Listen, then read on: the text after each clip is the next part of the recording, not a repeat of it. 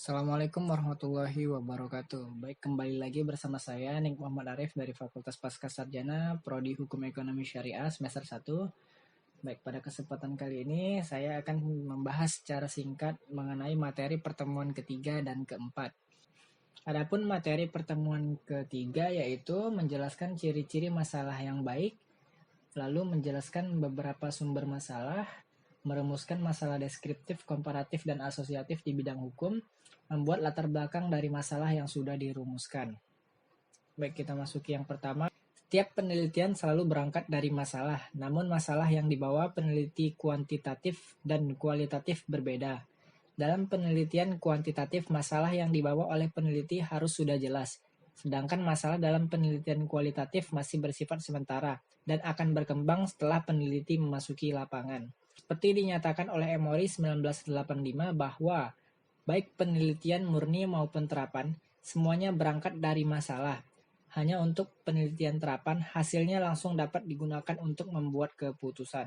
Adapun karakter atau ciri-ciri masalah yang baik diantaranya adalah 1. Masalah tersebut layak diteliti, artinya terukur secara empiris melalui pengumpulan dan pengolahan data.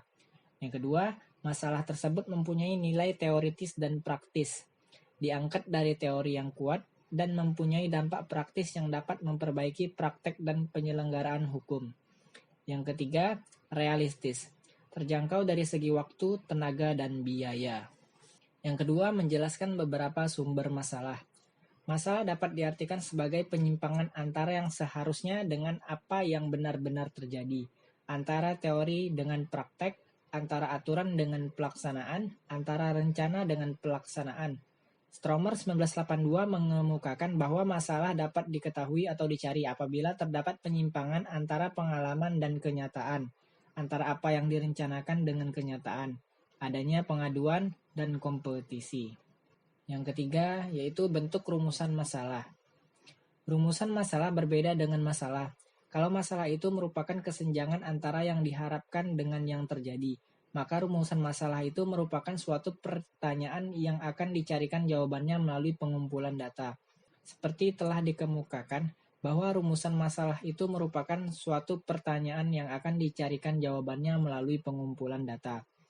Bentuk masalah dapat dikelompokkan ke dalam bentuk masalah deskriptif, komparatif, dan asosiatif.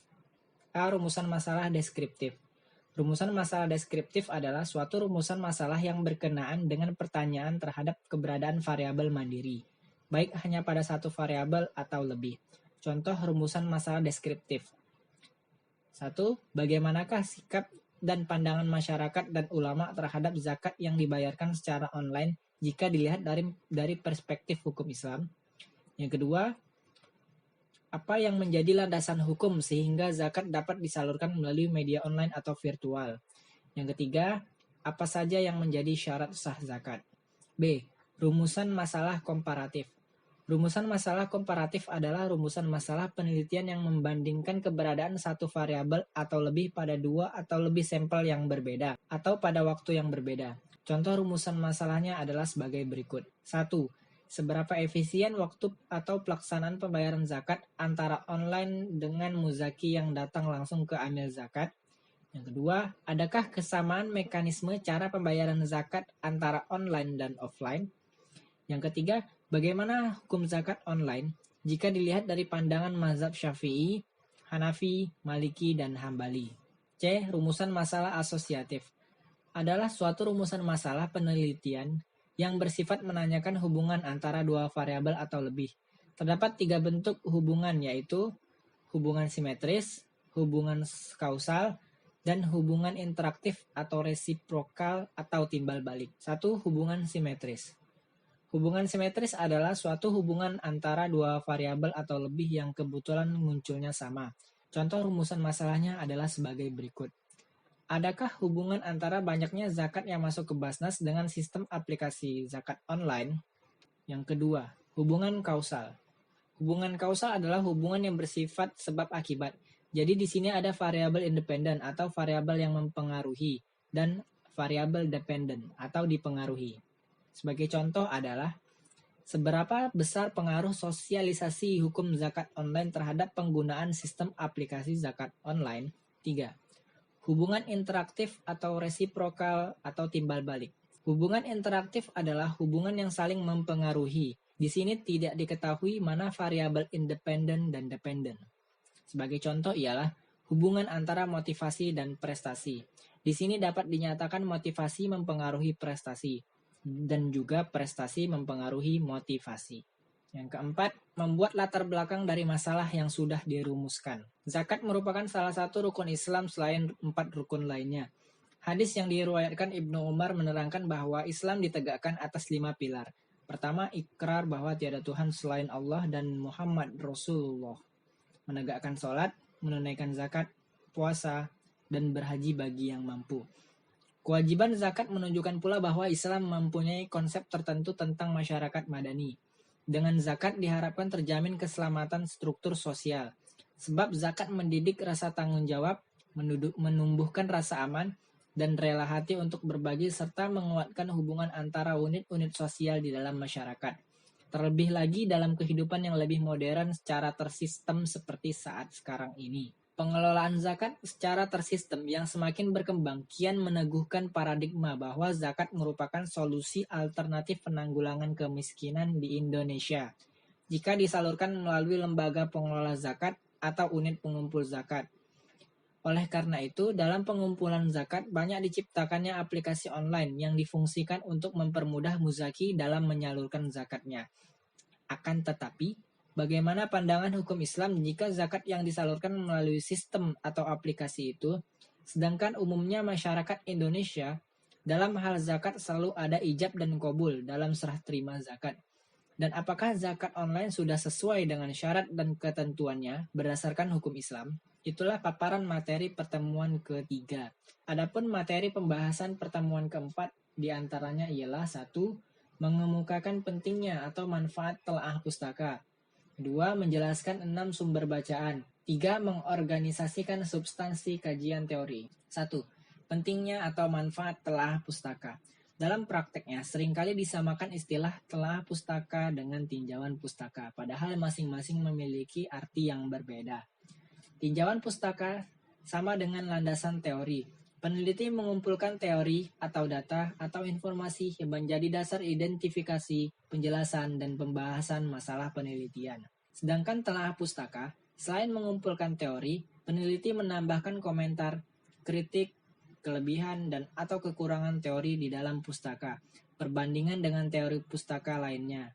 Kaitannya dengan penelitian yang sedang dilakukan. Telaah pustaka adalah kajian kritis atas pembahasan suatu topik yang sudah ditulis oleh para peneliti. Telaah pustaka bertujuan menyampaikan kepada pembaca pengetahuan dan ide apa saja yang sudah dibahas dalam suatu topik penelitian. Telaah pustaka memberi gambaran kepada pembaca sejauh mana penelitian sudah dilakukan. Berbagai sudut pandang yang mungkin saling bertentangan atau kontroversi mengenai topik penelitian. Alasan melakukan telaah pustaka. Telaah pustaka perlu dilakukan sebelum mulai melakukan penelitian karena alasan-alasan berikut.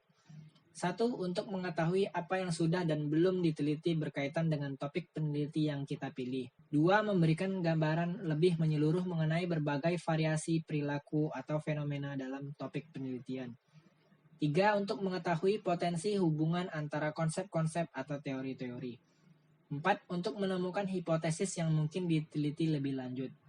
5. Untuk mengetahui bagaimana peneliti lain mendefinisikan atau mengukur konsep-konsep. 6. Untuk mengetahui sumber data yang digunakan peneliti lain. 7. Untuk mengembangkan proyek penelitian alternatif. 8. Untuk menemukan keterkaitan proyek penelitian Anda dengan penelitian orang lain.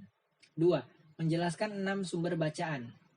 Sumber bacaan ialah seluruh bahan bacaan yang ada, yang digunakan sebagai referensi dalam mencari keilmuan atau melakukan penelitian. Adapun sumber bacaan diantaranya A. Buku. Buku adalah kumpulan atau himpunan kertas atau bahan lainnya yang dijilid menjadi satu pada salah satu ujungnya dan berisi tulisan, gambar, atau tempelan. B. Jurnal. Jurnal merupakan tulisan khusus yang memuat artikel suatu bidang ilmu tertentu. Jurnal juga merupakan tulisan yang dikeluarkan oleh seseorang yang berkompeten di bidangnya dan diterbitkan oleh suatu instansi. C. Artikel.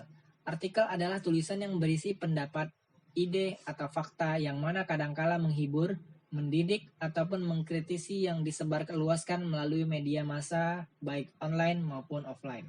D. Majalah. Majalah adalah penerbitan yang dicetak menggunakan tinta pada kertas, diterbitkan berkala, misalnya mingguan, dwi mingguan, atau bulanan. Majalah berisi bermacam-macam artikel dalam subjek yang bervariasi, yang ditujukan kepada masyarakat umum dan ditulis dengan gaya bahasa yang mudah dimengerti oleh banyak orang. E. Indeks. Indeks adalah yang memuat daftar karya tulis yang disusun secara alfabetis. F. Biografi. Biografi ialah kisah atau keterangan yang memuat data perorangan antara lain nama, tempat, dan tanggal lahir, pendidikan, dan sebagainya. 3. Kajian teori.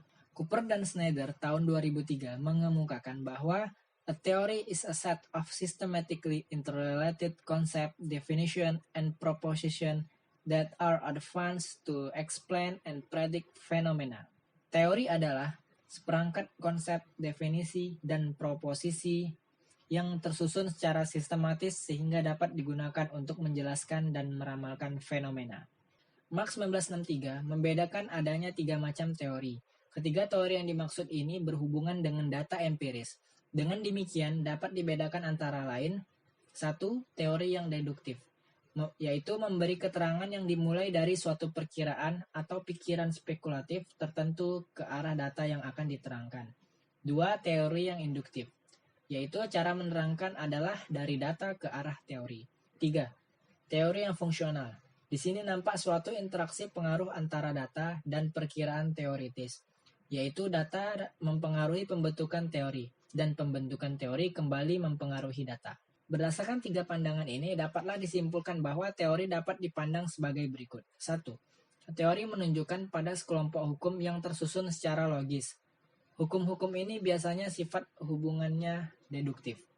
Suatu hukum menunjukkan suatu hubungan antara variabel-variabel empiris dan dapat diramal sebelumnya. 2.